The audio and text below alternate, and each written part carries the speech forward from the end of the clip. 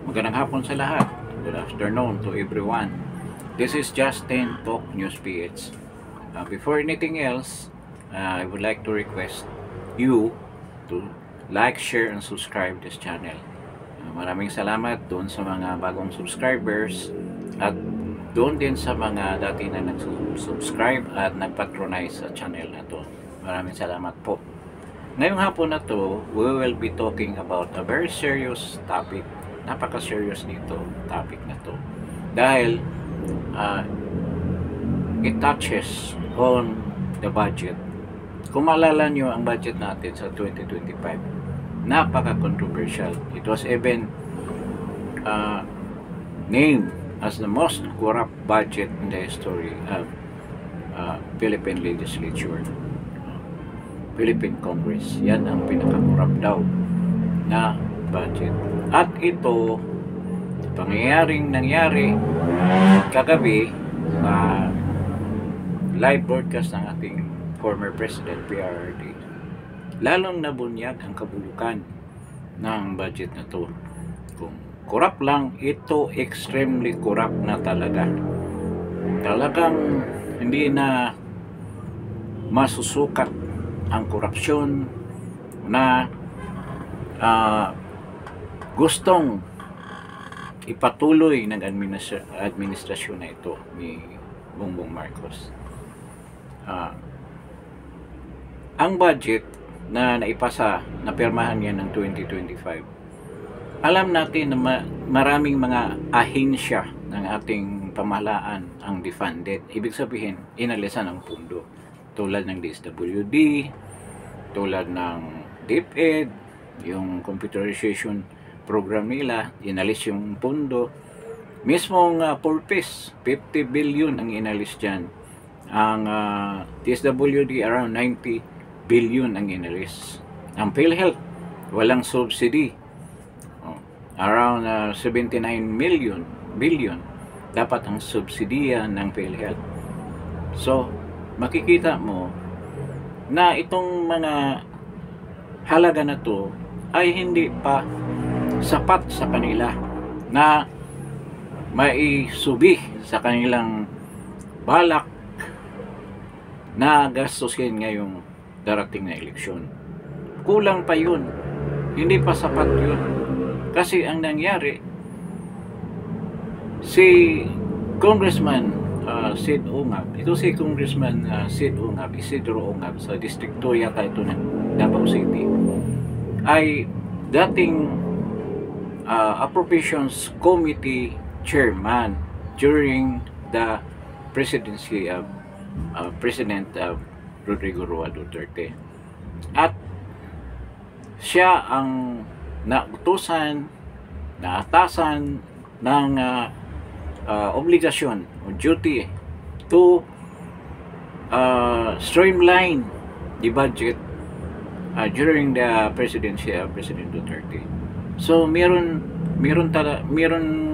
tiwala, trust and confidence ang ating former president dito kay Congressman Ungab. Kaya siya ang linagay na chairman sa Appropriations Committee dyan sa Kongreso. At hindi nagkakamali si President Duterte dahil maayos ang pagdalaga ng mga budget sa kanya-kanya mga ahensya dyan sa Kongreso. At hindi ka nakakarinig ng mga kontrobersya with regards to mga defunding o kulang ang mga budget o hindi na bigyan yung mga priority projects during the term of President Duterte. At yung unprogrammed funds, na-minimize yan. Kung hindi pa lang dumating ang pandemic, hindi talaga mangungutang ang gobyerno, sana. Pero dumating ang pandemic, walang choice si President Duterte kung hindi kukuha ng pera para itustos dyan sa mga bakuna, para naman sa kaligtasan ng mga mamamayang Pilipino. So ito si Sid Ungab, talagang merong matinding kaalaman tungkol sa budgeting, tungkol sa mga proseso dyan sa pagpasa ng budget sa Kongreso. Dahil hawak niya ang Appropriations Committee Himula ng 2016 to 2018, then bumalik siya sa 2019. Siya ang nagiging Appropriations Committee dyan sa Kongreso hanggang sa katapusan ng termino ni President Duterte. So kung tanungin mo yung kakayahan ni Congressman Ungab, malaking kakayahan, at ang importante, meron siyang matinding integridad at katapatan sa kanyang gampanin bilang isang chairman ng Appropriations Committee. Ngayon, dahil siya ay former Appropriations Committee Chairman, nung pinasa ang 2025 budget ng rehimeng Marcos, natural na tinitingnan din niya kung ano ang forma ng GAA, yung General Appropriations Act na sinabmit, na pinirmahan, na niratify ng Bicameral Committee sa Senado at ang Kongreso. Sa Senado, ang namumuno dyan ay si Grace Poe. Sa Kongreso, hindi ko maalala kung sino. Anyway, hindi naman, it doesn't matter kung sino ang mga members yan. But, yung iba gusto nila malaman, pero ako hindi ko na inalam. Kasi, sa tingin ko, ang problema na yan hindi nagsisimula sa kanila. Meron na silang negligence siguro. So, we will talk about that in the later part ng broadcast na ito. So, ang nangyari, dahil inherent na as being an Appropriations Committee Chairman, si Sil Ungab, tinignan niya yung sinabmit na budget.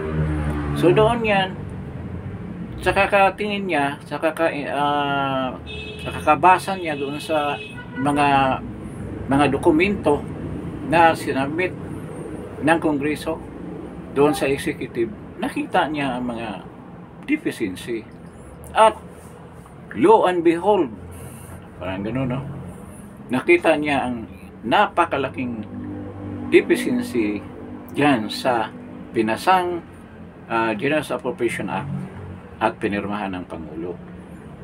Dahil 14 pages, 13 to 14 pages na nakasaad doon ang budget ng mga agency tulad ng DA, Department of Agriculture, yung National Irrigation Administration, at yung mga unprogrammed funds, yung mga pundo para sa unprogrammed funds, na walang nakalagay na amount, walang halaga, walang amount yung mga budget.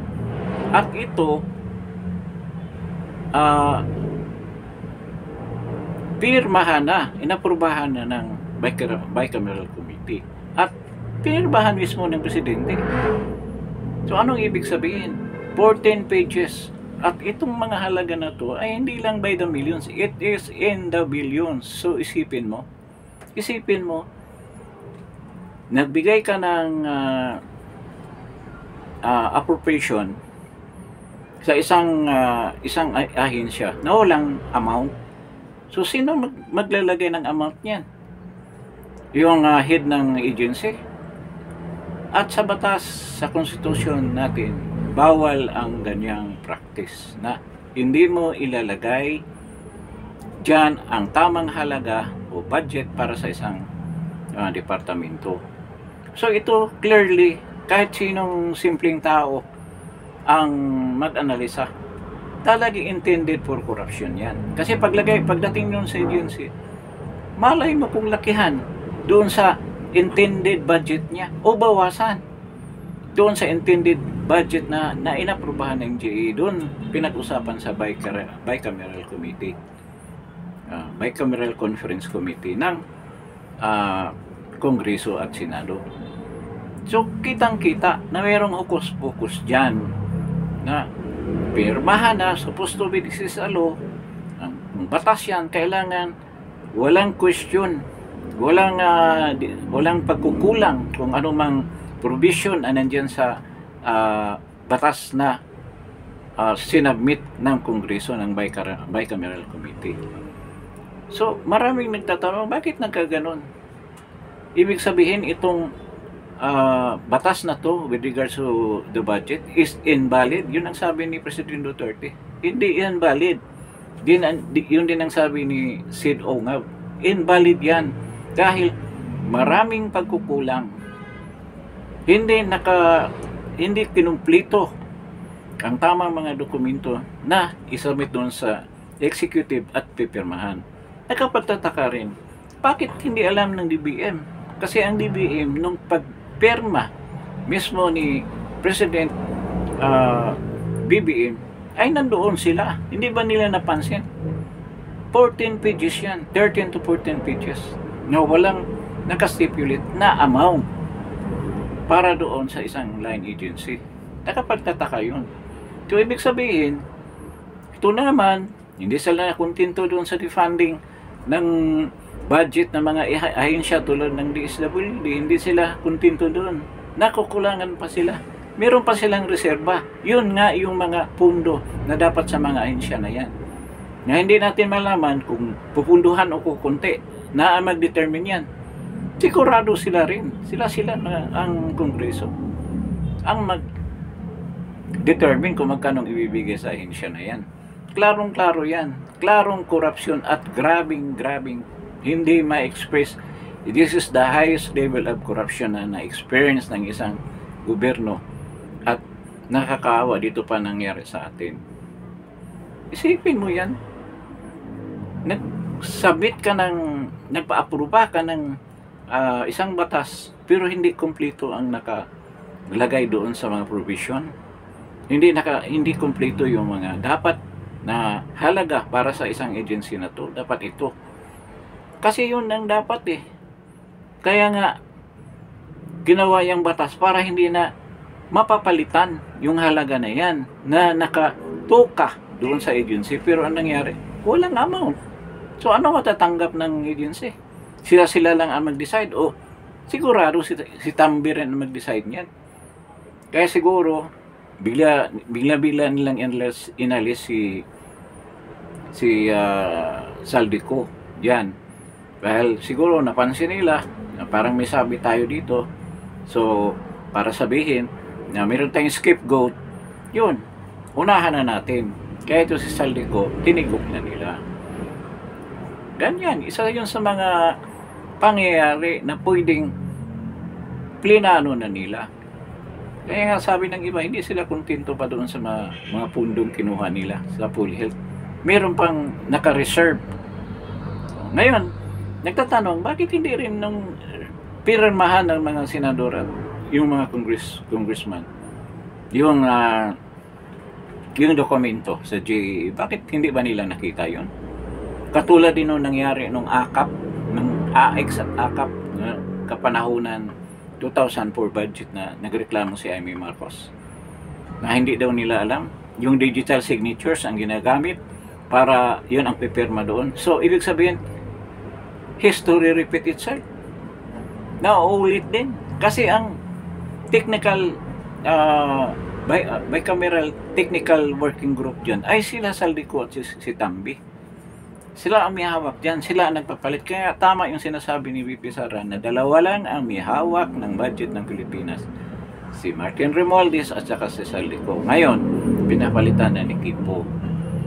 So makikita natin, noon nga nagreklamo si Amy, bakit hindi nila alam na biglang nakalusot yung AKAP na yan. Na yun nga ang ginamit doon sa pagpapirma doon sa People's Initiative. Diba? Yun ang sinabi ni Amy, na hindi naman niya pinustro. Wala naman siyang action after binulgar niya yung pangyayari na yan. Yun ang problema ni Amy. Puro lang simula, puro patutsada, pero wala naman walang huling desisyon kung anong gagawin sa problema na yan. Wala siyang move na ganyan eh. Ang dami niyang mga na-expose, pero walang finishing. Hindi tinatapos. So ito, mangyaring yung ibang mga congressman o mga senador, Posible yung congressman alam nila na yan ang gagawin. Dahil tauhan sila ni Tambi. Lahat sila ay mga palamo ni Tambi yan. Siguro dito sa Kongreso meron din, pero hindi lahat. No, hindi ko naman din pinsahan ng mga senador. What I mean is a senador. Lalo na si Grispo, halata namang ano ni pabor yan kay PBBM, si Daniel Jesus Codero. Si Subiri, kahit na anong ginawa nila kay Subiri, Marcos pa rin siya. At saka, dito sa kabila, I don't know kung si Barbers kasama dyan sa bicameral committee. So, nakikita natin, kung pinirmahan nila ito, hindi nila nakita yan, parang nangyari din nga yung nakaraang taon. Ito rin ang nangyari ngayon. So, sinabit niyan, pinirmahan ni BBM, na wala yung, hindi nakalagay yung mga amount na yan para doon sa mga ahensya na yan. Sabi ni President Duterte, it's forgery, falsification of public documents yan. Pinalsify nyo. At saka, lalabas na this is an invalid GAA, General Appropriations Act. This is a invalid bill. So, anong gagawin ngayon? Ibabalik naman yan sa Kongreso. Pero ang sabi ni President Duterte, dahil yan, mayroong mga taong gumawa ng ganyan, dapat magkaroon ng investigation. Ang tanong ko, magkaroon kaya? Imbestigahan nila ang sarili nila. Napaka-imposible yan na imbestigahan. Kaya yan, lulunurin na nila yan ng ibang issue para hindi pag-usapan. Ngayon, tingnan mo sa mainstream media kung mayroong nagbalita ng ganyan. Kagabi pa yan nangyari. No. Kagabi pa nagkaroon ng live broadcast ang Isiminay. Pero walang balita ngayong umaga. Walang nagbabalita niyan. Kaya yun ang gagawin nila. Lulunurin nila yun ng issue. Baka naman yung Quadcom na naman ang papapil dyan para hindi mapag-usapan yung issue na yan. Na napaka-serious na issue yan. Sipin mo, yan ang pinaka-extreme na korupsyon na nangyari sa Pilipinas. Sobra na. Mismong GAA gusto pang parkingan yan eh. Papark sila ng amount yan. Kukunin nila yan. Doon kung kailan nila gusto kukunin. Pinaparada yung mga amount na yan. Bakit na ang program funds ang inano nila? Baka yung mga utangin. Kasi ang program funds, ibig sabihin, wala pang koleksyon, wala pang pera. Nagaling sa pundo ng treasury ng gobyerno natin para ibigay doon sa mga programa na yan. Most of them are mga big ticket projects. Yung mga construction projects na mga naiwan ni President Duterte, yun ang hindi pinupunduhan. Ngayon, ang mangyari dyan, pag may pera na makuha from yung pangungutang natin, dyan ilagay. So, libre na sila kung anong gagawin nila sa perang inuutang nila na tayo ang magbabayad. So, yun ang mangyayari dyan. So, walang nakasipilit na, walang naka-mention na amount na ito, pwede nila imaniobra kung magkano gusto nila. Parang blank check. Sabi pa nga nila, parang blank check yan. Oh, bahala na kayo kung anong ilagay nyo yung amount yan. Oh, pwede ba yan sa gobyerno natin? At isipin nila, hindi nila pera yan. Pera natin yan sa mga taxpayers. Pati yung sabi na hindi formally nagbibigay ng tax sa gobyerno, hindi nagpa-file ng income tax or whatever tax, business tax, o real estate taxes, nagbabayad pa rin kayo dahil kasama kayo sa 12% VAT. Lahat na commodities na binibili ninyo ay may nakapataw na 12% na VAT. Ito ay courtesy of Ralph Recto during the term of Gloria Macapagal Arroyo. Yun, kaya lahat tayo nagbabayad ng taxes. Unknowingly or knowingly. Doon sa mga nasa lower bracket ng ating lipunan, akala na hindi sila nagbabayad ng tax.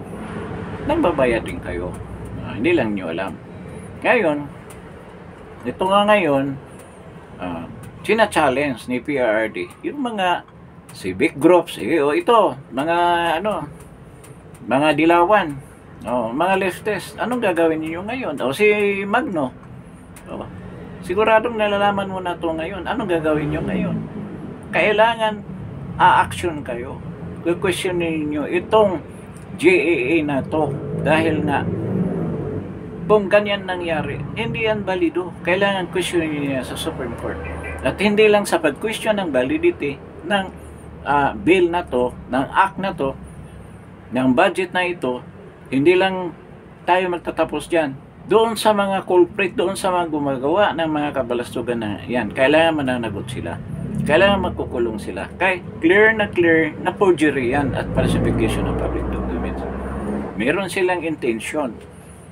Malaking intention yan na magkulimbat na naman ng malaking halagang pera na galing sa tao. So napakalungkot isipin kung hanggang ngayon maraming tao, mga Pilipino, nasa gobyerno, nagpakabingi-bingihan na lang. Hindi nila alam, nagpakabulag-bulagan, hindi nila alam ang totoong nangyari sa ating bansa. At patuloy sila na sumusuporta pa rin dyan sa administrasyon na yan.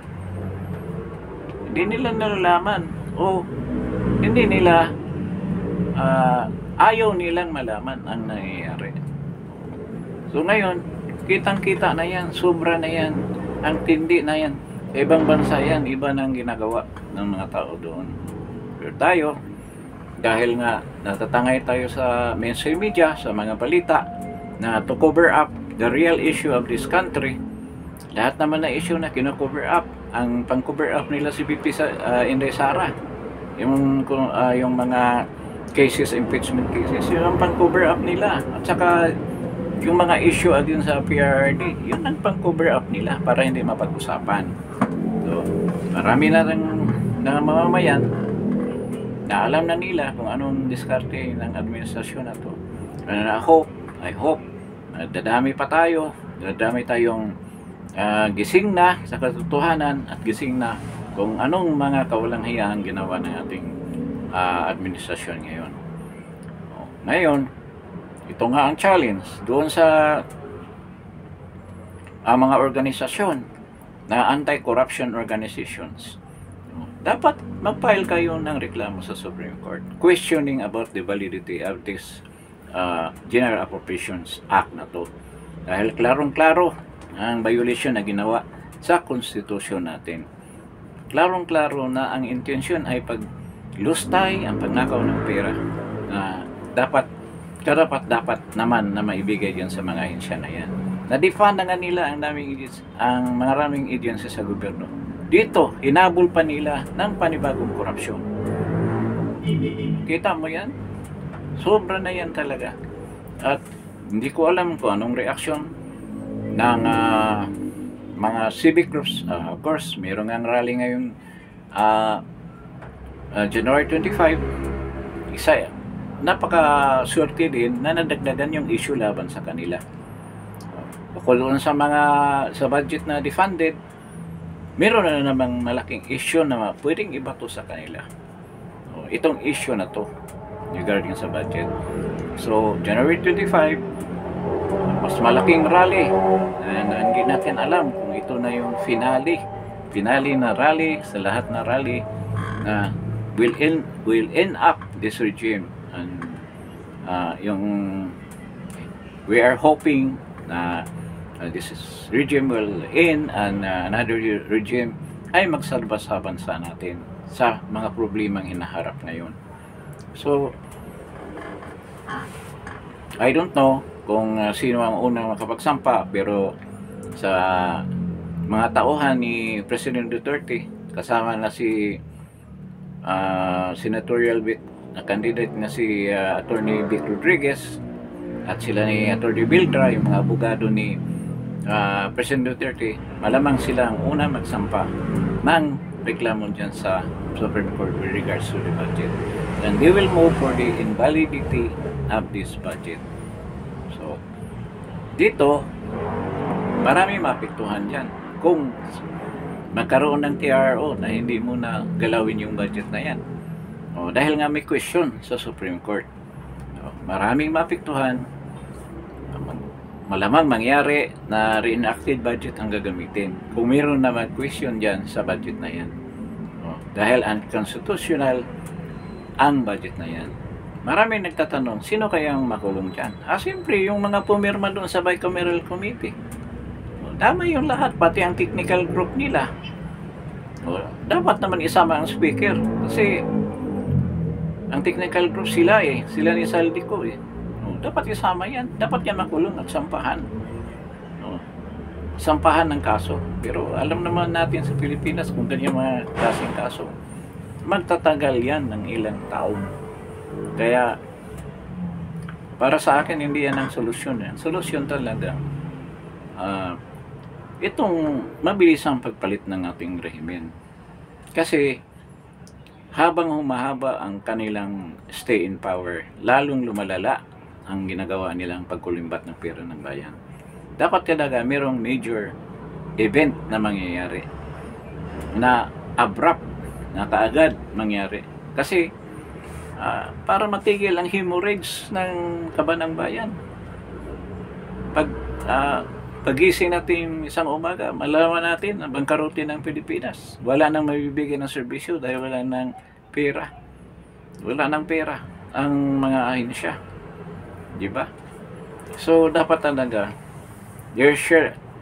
meron dapat isang event na mangyari. Ito, nandiyan na ang mga tao lumabas ang mga tao para magampanan ang ganyang pangarap na magkaroon ng regime change. But ang military ay insensitive. Hindi pa rin, kahit na yung mga sabihin mo mga retired, puro naman manifesto yung mga yan. Kayo ang minsan humawak ng baril ng kapangyarihan. Kayo ang may impluwensya. Hindi nyo kayang gampanan yan. Kaya minsan nakaka-discourage ang military natin na hanggang ngayon ay walang ginawa para sa pagprotekta sa konstitusyon natin at pagprotekta sa kapakanan ng mga tao. Kawawa na yung mga tao. Parami ang nahihirapan. Ang Code 4 hanggang ngayon, nakaabot ng 90% yan. Sa mga kasama dyan sa sinusurvey, ngayon around 18 million ang kanilang estimate. Baka magiging 25-30 million na yan. Baka magkaroon ng chaos ang mga streets natin. Di na makontrol yung criminality dahil maraming tao na naghihirap. Hindi lang hirap sa ibang bagay, kundi mismong pagkain, doon sila naghihirap. Di na nilang kayang bumili ng pagkain para sila ay mabuhay. Tandaan natin, this is the shining moment sana ng military na masave nila yung republic. Kasi sa tingin ko, pag walang mangyari, medyo delikado itong eleksyon na to. Kasi ito, nagkabukingan na nga dyan sa budget. Baka meron pa silang gagawing malupa pa dyan. So, to stop everything, lahat ng mga ginawa nilang kabalastugan ng administration nito, si PBBM, si Lisa Araneta Marcos, at yung mga cohorts and minions, si Martin Romualdez, kailangan merong some very impactful, may impact talaga na pangyayari ang dapat mangyari. Without that, magsasuffer tayo for the longest time. Kahit nasabihin natin na nandiyan si VP Sara, kasi patuloy nilang talagang aapihin si VP Sara at ang mga Duterte. At patuloy rin naman tayo maglilipinsa. Pero ang struggle, kung walang mangyayaring ganyan, walang immediate change, talaga matagal ang suffering ng mga tao. So, yun lang ang problema. Kailangan talaga gumawa ng paraan. Yung nasa posisyon na pwedeng gumawa. At yan ang military. Kahit nga doon sa sinabi ni President Duterte kagabi, pinadapdisan niya yung mga military na mismong siya nagsabi na pag mapuno na yan, magkukudita talaga yung mga military na yan. Kasi instead na yung pera ibibigay daw sa kanila, sa kanilang mga pamilya, napupunta sa ibang bagay. Yun ang sabi ni President Duterte. So, ito nga, I don't know kung the next day, anong gagawin na namang drama ng pamahalaan para iligaw tayo sa issue na to. Malamang hindi talaga ito pag-uusapan. Iwan na namang alibay ang gagawin. Kasi nung isang araw nagsabi si BBM na ibabalik daw yung mga pundo na lalo na doon sa DepEd na nawala. Nakita mo yan?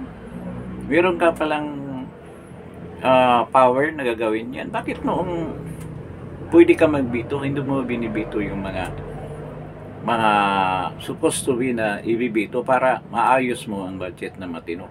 Hindi mo ginawa yan. Dahil meron pala itong nakatagong mga pundo na sa kalaunan ay gagamitin din ninyo. Kung hindi pa na-discover ni Sid Ongab. So, bantayan natin.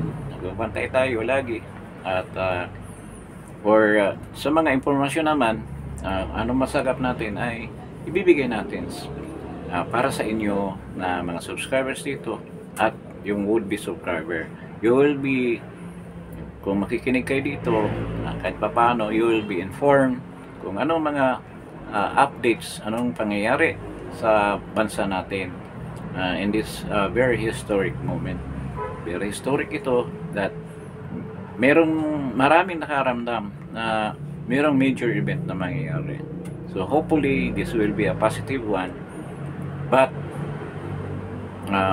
malungkot yung ang term ni President Duterte dahil sa pagkakabasa ko sa mga sinasabi niya, hindi daw lalabas na very peaceful or not bloody ang mangyayari kung mayroong mga kuditas na mangyayari. Talagang bloody daw yun. So malungkot yan, kapwa Pilipino ay magkabangga ng ganyan, magbubuhis ng kanilang mga buhay. Sana naman hindi mangyari. Pagdasal natin, there will be a peaceful transition at yung successor natin na si VP Inday Sara, she is the constitutional successor of the presidency, ay nasa mabuting kamay lagi at walang mangyaring kapahamakan sa kanya. Para naman kung ano mangyari sa ating presidente, kung ano mang decision, merong smooth transition. Kahit na hindi gano'n smooth, basta matapos lang itong paghihirap ng mga tao. So, with this, salamat sa pagdalo ninyo. Kung hindi pa kayo nakapag-subscribe, kindly subscribe and then like the video and share it to your friends. Sa mga subscribers naman at nagko-comment dito sa channel na to, maraming salamat sa pagdalo ninyo dito at sa pag-suporta at pag-patronize nyo sa Justin Talk Newsbeats. Salamat at sana patuloy kayong susuporta sa Justin Talk Newsbeats. Maraming salamat. Good afternoon sa inyong lahat. At I think today is Sunday. I hope you will be enjoying your time with your family. Saan man kayo, masyal man kayo, you're going to the church and doing those activities na will help you stick with your family, na magkaisa tayo as a family. Yun naman ang tradition ng mga Pilipino. Talagang close family ties tayo. And we always show our love and respect doon sa mga members ng ating pamilya. So, ulit, magandang hapon sa inyong lahat at maraming salamat po sa inyong lahat.